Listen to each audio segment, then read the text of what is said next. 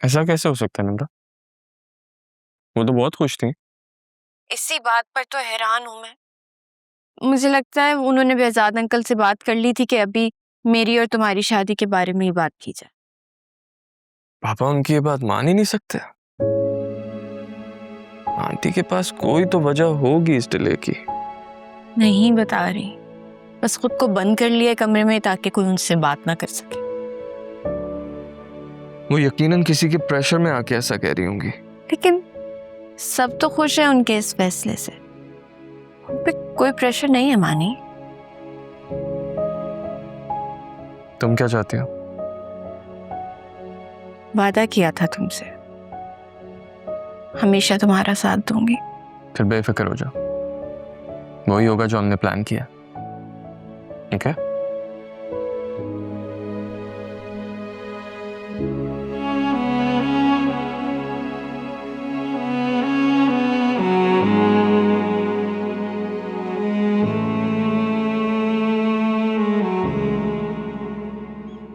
बेजान, मानी को तुम्हारी शादी पर कोई एतराज है? नहीं, उसे कोई एतराज नहीं है। वो तो बहुत एक्साइटेड है। लेकिन कोई तो वजह होगी मलिहा के पास इनकार की। मलिया ने इनकार नहीं किया है आशिर। बहरहाल मुझे तो इनकार ही लग रहा है। तुम परेशान मत हो, मैं मलिहा से बात करूंगा। फिलहाल मैं तुमसे मानी और निम्रा के बारे में बात करना चाहता था। बोलो। देखो बेजाद, ये मत सोचना कि मुझे तुम पर कोई बेएतबारी है, लेकिन जहां बेटियां दी जाती हैं वहां 100 बातें देखी जाती हैं, 100 वहम सताते हैं, 100 वसवसे सर उठाते हैं। मानी और निम्रा के साथ तुम्हारा और मलिहा का साथ जुड़ा है। और तुम कहना क्या चाहते हो आशिर?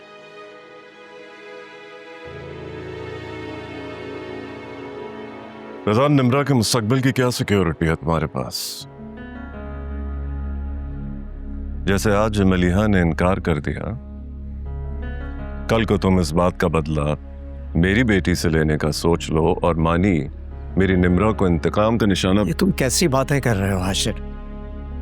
निम्रा को बेटी बनाकर घर ला रहा हूं। मेरा और मलिहा का ताल्लुक निम्रा और मानी के ताल्लुक पर असरअंदाज नहीं होगा। तुम मेरी बात माइंड कर गए। देखो, मैंने तुमको पहले ही कहा था कि बेटी का बाप हूं तो निम्रा के मुस्तकबिल की फिक्र बहुत कुछ सोचने पर मजबूर करती है।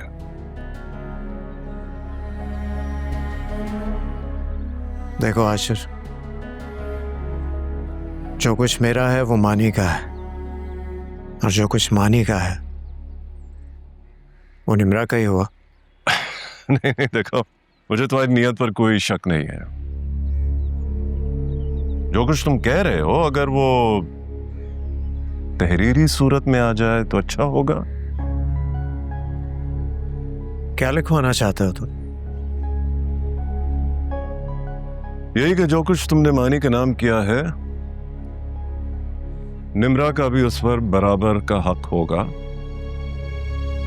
और अगर कभी मानी निम्रा को छोड़ने का सोचे तो मानी के पास निम्रा का कोई हक वापस लेने का इख्तियार नहीं होगा। सोच लो बेजाद,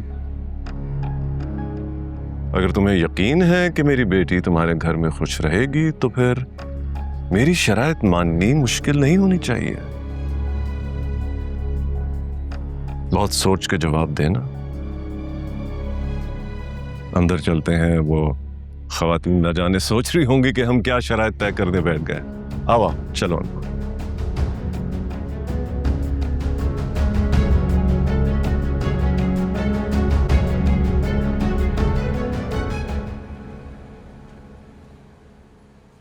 हम तुम्हारी शादी की तारीख फिक्स कर आए। अल्लाह तुम दोनों को हमेशा खुश रखे। मुबारक हो जनाब। मिलोगे नहीं? मिलूंगा। जब मैं भी आपको इसी तरह मुबारक दे सकूं।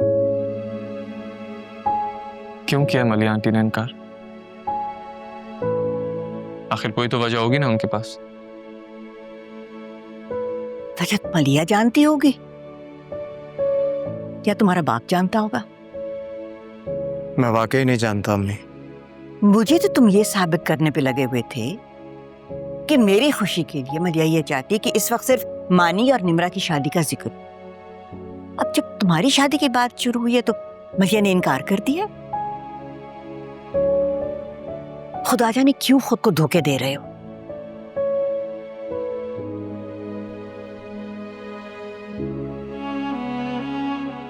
फिक्र मत करें पापा, मैं और निम्रा मलिया आंटी को ऐसा करने नहीं देंगे।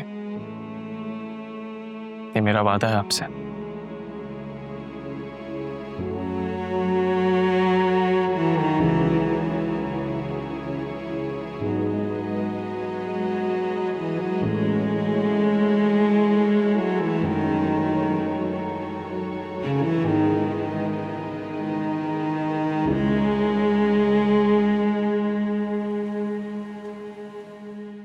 आप जब तक वजह नहीं बताएंगी आपकी कोई भी बात नहीं मानेगा। मैं किसी को वजह बताने की पाबंद नहीं हूं निम्रा। कितनी बदल गई हैं आप। कभी कभी तो खुद को यकीन दिलाना पड़ता है कि आप वही हैं जिन्होंने मुझे कभी भी किसी भी रिश्ते की कमी महसूस नहीं होने दी। तुम्हें तुम्हारे सब रिश्ते वापस मिल गए निम्रा। अगर मैं बदल भी गई हूं तो इसका तुम्हें कोई अफसोस नहीं होना चाहिए। कैसी बातें कर रही हैं आप? अगर मुझे मेरे सारे रिश्ते वापस मिल गए तो इसका मतलब ये है कि आपकी अहमियत जरा सी भी कम हुई है। अम्मी, ऐसा कभी भी नहीं हो सकता। आप आज भी मेरे लिए सबसे ज्यादा अहम है। अगर इतनी अहम हूं तो प्लीज मुझे मजबूर मत करो। मैं जो चाह रही हूँ अपनी खुशी से चाह रही हूँ। मुझे किसी ने मजबूर नहीं किया। झूठ मत बोलो मलिया। बेजाद से शादी से इनकार तुम्हारी मजबूरी हो सकती है लेकिन खुशी नहीं। आपको खौफ किसका है? मानी की दादू का? नहीं। अरे वो तो खुद हैरान और परेशान रह गई थी। तो फिर कहीं आप मानी की मामा की धमकियों से तो डर नहीं रही? उसने मुझे कोई धमकी नहीं दी है निम्रा। आपसे बहुत सख्त बातें करके गई थी वो, सब सुन ली थी। अरे अब उसको किस चीज का मसला है? बेजाद से तलाक लेकर भी चैन नहीं आया उसे। नहीं आपा, ऐसी कोई बात नहीं है। ये गलत समझ रही है। निम्रा बेटा, सानिया का फोन आया था तुम्हारे लिए, उसे कॉल बैक कर लो।